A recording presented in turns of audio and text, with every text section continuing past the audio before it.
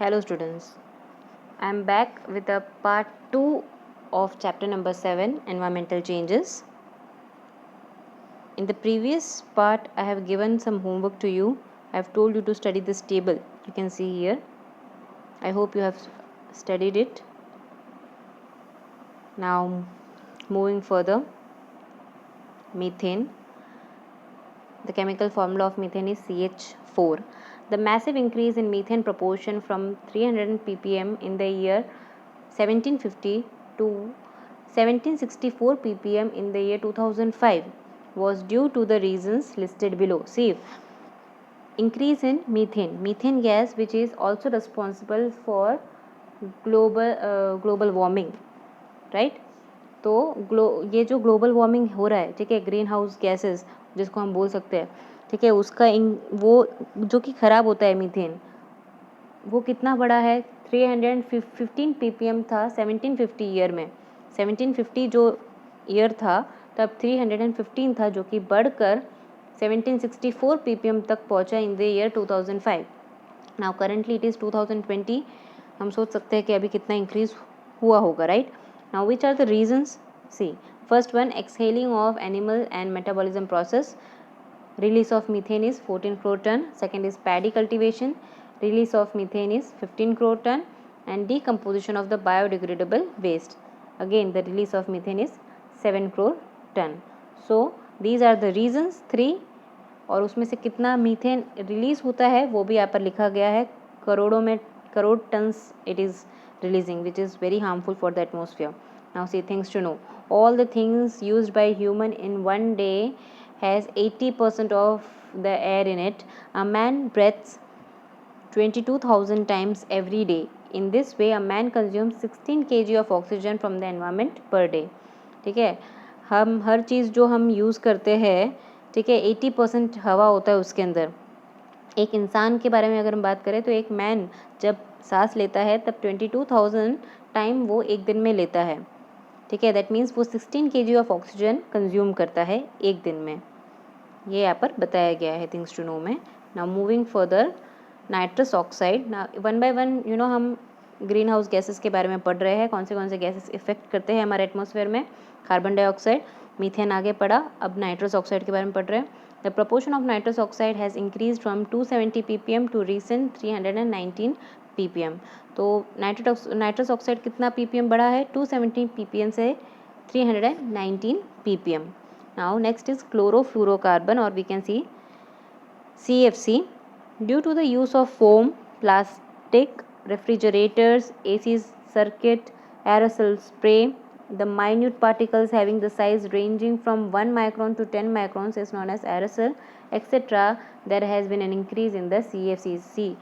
CFC gas जो है chlorofluorocarbon, वो कहाँ पे से किस में से एमिट होता है? तो जो फोम होते हैं ना बर्थडे पार्टीज में जो यूज़ किए जाते हैं फॉर्म टाइप्स के, उसमें से एमिट होता है. प्लास्टिक्स में से एमिट होता है. रेफ्रिजरेटर में से निकलता है जो धुआं, वो उसके अंदर ये CFC गैस होता है. AC में से जो निकलता है उसमें से.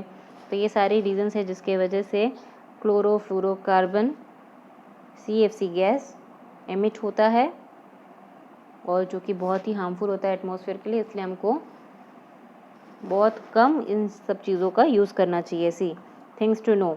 As per the resolution passed by the UN, that is United Nation, on 23 January 1995, 16 September is observed as the ozone day. जैसे कि UN ने रेजोल्यूशन पास किया था 23 जनवरी 1995 में, ये रेजोल्यूशन पास किया गया था. एंड तब से 16 सितंबर किस दिन में मनाया जाता है? Ozone day. Second is after 1980, year 2007 was the hottest year, right? 1980 के बाद में जो next hottest सबसे ज़्यादा hottest year माना गया है वो है 2007. Now effects of global warming. See, which are the effects of global warming? Changes are observed in the growth and development of the vegetation. पहला तो काफ़ी ज़्यादा वेजिटेशन में उसका काफ़ी ज़्यादा देखने को मिला है, ये कि वेजिटेशन बहुत ही हैम्पर हो रहा है because of this global warming, right? उसका ग्रोथ, उसका डेवलपमेंट नहीं हो पा रहा है. Second is certain species of birds are now disappearing such as sparrow and vultures. कुछ ऐसे स्पीशीज ऑफ बर्ड्स है जैसे कि स्पैरो की बात करें, छोटी छोटी स्पैरोज हुआ करती थी पहले, वल्चर्स हुआ करते थे। आप आपके पेरेंट्स से पूछ सकते हो स्पैरो होते थे कि नहीं, they will tell you, right. वो अभी डिसअपियर हो चुके हैं, मतलब अभी दिखते भी नहीं हैं। Next is 2000 glaciers of Himalayas having receded और we can say melted. Himalayas के जो ग्लेशियर्स होते हैं ना, you can see here the picture also. मई 12, 2001 में वो ग्लेशियर कितना था, देन जुलाई 1, 2003 में, ऑलमोस्ट 2 साल के बाद में वो कितना मेल्ट हो चुका है। जो एरिया आप देख रहे हो ना, पार्ट जितना खाली हो गया है, that is melted part. And again in the year 2006 जून 19 और भी ज़्यादा मेल्ट हो, मतलब धीरे धीरे जो हमारे ग्लेशियर्स है वो मेल्ट होते जा रहे हैं because of increase in temperature.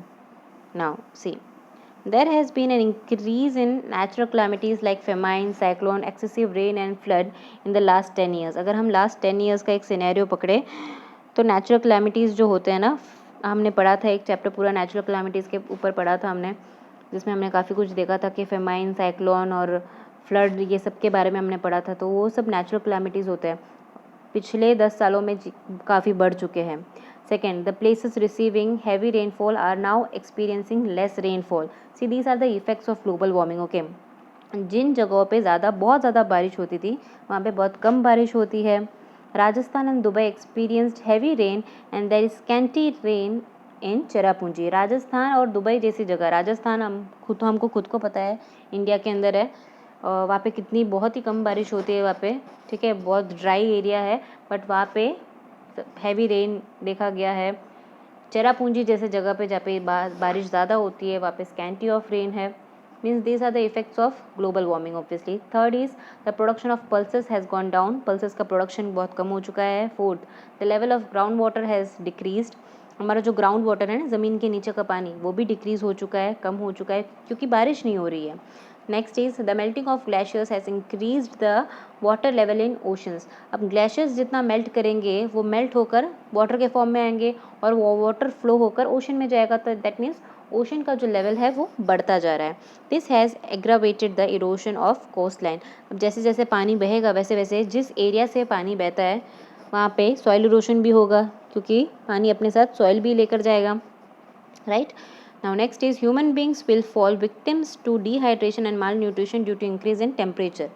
अब ये हमारे ऊपर भी इफ़ेक्ट करेगा, एटमॉस्फेयर के ऊपर इफ़ेक्ट करेगा और उसके साथ साथ ह्यूमन बींग्स के ऊपर भी इफ़ेक्ट करेगा। किस तरह से? We will be the victim, हम विक्टिम का रोल प्ले करेंगे। किस तरह से? हमको डिहाइड्रेशन, माल न्यूट्रिशन, ये सारे प्रॉब्लम्स जो होते हैं वो सब हो सकता है because of the increase in temperature. Next is there will be changes in the cycle off season. जो साइकिल ऑफ सीजन हमारा जो चलता रहता है ना, summer winter, like summer monsoon winter etcetera like that, जो एक साइकिल चलता रहता है वो डिस्टर्ब हो जाएगा। The characteristics of summer and winter season will change. The salinity of the soil in Gujarat will increase due to the increase of 25 centimeter in sea level. We know that salinity मतलब क्या होता है? सी water क्या होता है? Salty होता है। तो वो जो है गुजरात का बढ़ जाएगा, उसके अंदर का जो सैलिनिटी है, सॉल्टी पार्ट जो है वो बढ़ जाएगा सॉइल के अंदर, ठीक है। That is very harmful. Soil के अंदर अगर बढ़ जाएगा तो ऑब्वियसली वो सॉइल जो होता है वो फिर वहाँ पे वेजिटेशन करना बहुत ही मुश्किल हो जाएगा। There is a marked decline in the agriculture production. Agriculture production का डिक्लाइन होना मतलब कम हो जाना। The frequency of decrease like diseases like cholera, dengue, malaria, yellow fever, swine flu etcetera has increased. तो ये सारे जो डिसीजेस हैं ना, ये सब बढ़ भी सकता है। The areas near the coast of Maldives, Bangladesh, Philippines, West Indies and Australia have submerged. तो ये जो एरियाज़ है यहाँ पे जिन जिन जगहों का नाम दिया है वो एरियाज़ क्या हो रहे हैं? धीरे धीरे सबमर्ज हो रहे हैं, उसके कोस्टल एरियाज़ धीरे धीरे डूबते जा रहे हैं, अंदर दबते जा रहे हैं। According to an institution named Greenpeace, approximately 55 lakh people living in Gujarat will have to migrate in the year 2100 century. एक इंस्टीट्यूशन है जिसका नाम है ग्रीन पीस, उन्होंने एक अंदाज़ा लगाया है कि अप्रॉक्सीमेटली 55 लाख पीपल जो कि गुजरात में रहते हैं उनको माइग्रेट करना पड़ेगा, मतलब गुजरात छोड़कर उनको जाना पड़ेगा इन द ईयर 2100.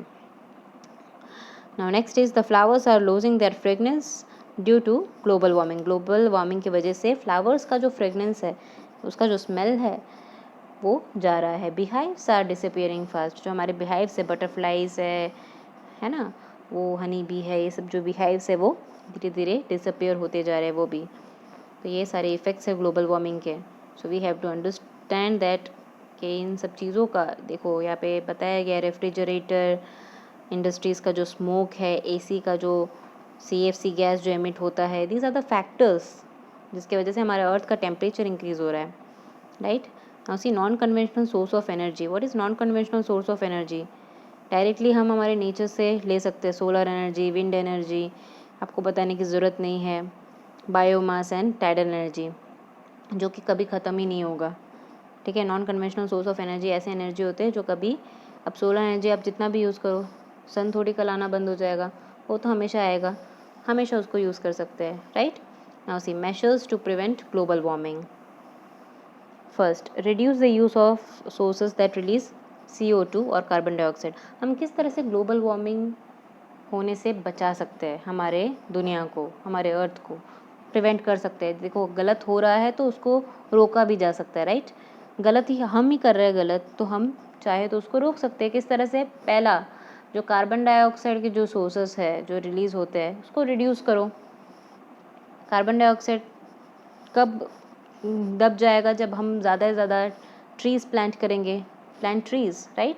वो सबसे अच्छा सोर्स है कार्बन डाइऑक्साइड को रिड्यूस करने का। Second is afforestation and conservation of forest should be done. Afforestation का मतलब होता है झाड़ों को उगाना, पेड़ों को उगाना। डिफॉरेस्टेशन मतलब काटना, एफॉरेस्टेशन मीन्स उगाना। Afforestation and conservation of forest, forest को कंजर्व भी करना है हमको, जो हमारे एक्सिस्टेड फॉरेस्ट है उसको कंजर्व करना है। Third is growing trees help to reduce carbon dioxide, obviously, right. Carbon dioxide क्या होगा? रिड्यूस होगा। कब? जब हम ट्रीज ग्रो करेंगे। Fourth, avoid the use of plastic. ज़्यादा से ज़्यादा प्लास्टिक्स जो होते हैं बहुत ही कम यूज़ करो, उसको अवॉइड करो। Next, optimum use of manure and pesticides, ठीक है। मैन्योर्स होते हैं, पेस्टिसाइड्स होते हैं, इन सब चीज़ों को भी बहुत ही कम यूज़ करना चाहिए जो कि ख़राब होता है। केमिकल फर्टिलाइजर्स जो होते हैं ना, इस तरह के घर के बनाए हुए जो मैन्योर्स होते हैं वो बहुत ही अच्छा होता है।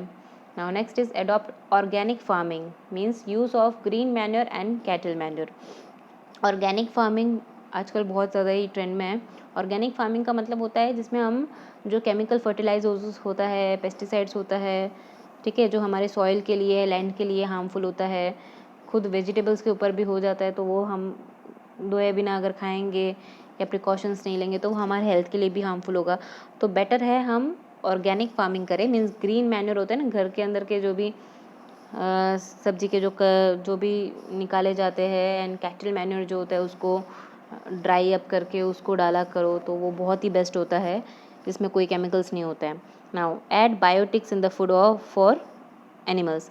Next is optimum use of house hold appliances. जो हाउस होल्ड अप्लाइंसेस जो हम डेली में यूज़ करते हैं ना, उसको ज़्यादा से ज़्यादा कम यूज़ किया करो, एक्सेसिव यूज़ नहीं होना चाहिए। जैसे AC है, रेफ्रिजरेटर है, जिसमें से CFC गैस एमिट होता है, हमने पहले भी पढ़ा था, तो वो जितना हो सके उसको कम यूज़ करना चाहिए।